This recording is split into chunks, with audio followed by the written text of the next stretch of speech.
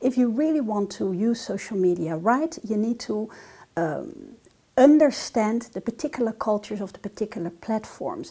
And if companies need to choose which platform fits best for their particular objective, which can be anything from awareness to consideration, preference, action or loyalty, they need to figure out which platform fits best.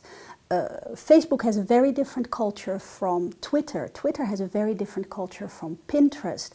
So if you do not understand these differences between these platforms, it will be difficult for you to use these social media well. And then so it's not necessarily looking at what my competitors are doing and moving into the technology, because everybody is on that technology. No, companies need to make clear decisions about what are my particular objectives and how does my company culture maybe also fit well with the particular culture of these different platforms.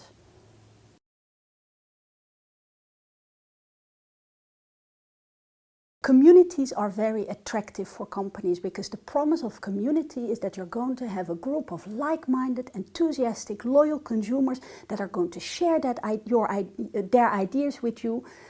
The reality of communities is that it's usually not the case. The reality of communities is that you find consumers together that actually have very different tastes. Usually these different consumer groups also start to engage in what I call warfare with one another. So companies that engage in these community adventures, hoping to find this group of like-minded, loyal consumers, end up with a group of consumers that actually fight with one another. And companies need to understand that that actually can be a strength. Because with these fights, let's say, consumers also express themselves about what they like, what they don't like, and they will try to negotiate that with one another. Companies can learn a lot about that, on how they could, for example, improve their products or adapt the products to particular target audiences. And then another misunderstanding with communities is that companies focus a lot on the core members, the ones that are most active, the opinion leaders. And if you want to engage a community, you need to look at everybody.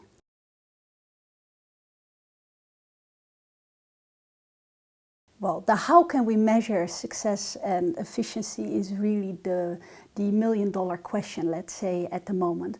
A lot of companies have engaged in this social media adventure, not knowing necessarily what it is that they want to reach, and there is even less knowledge about how can we actually really measure the ROI.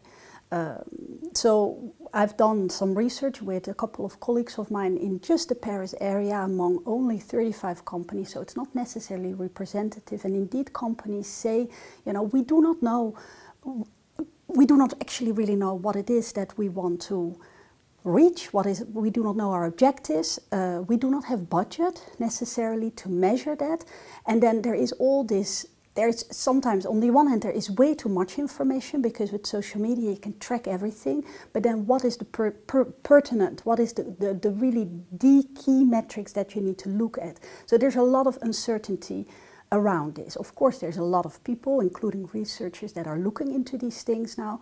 And for my own research, I can say, for example, if you engage in social media conversations and community, you need to look beyond the number of likes. You need to look beyond the number of how many people have reacted. You need to really look much more on then what has been said and what has been the longer term effects on, for example, a marketing campaign, a word of mouth campaign in an online community, on that community and on what people really think about my brand. So a lot of new metrics are being developed now.